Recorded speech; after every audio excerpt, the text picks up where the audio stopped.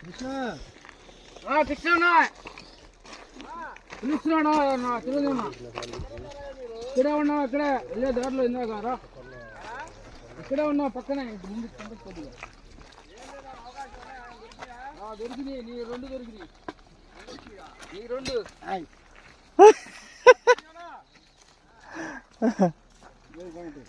సార్ని ఈటీవీలో పెడతావా ఈటీవీ రాత్రి పెట్టిండు పెట్టాడా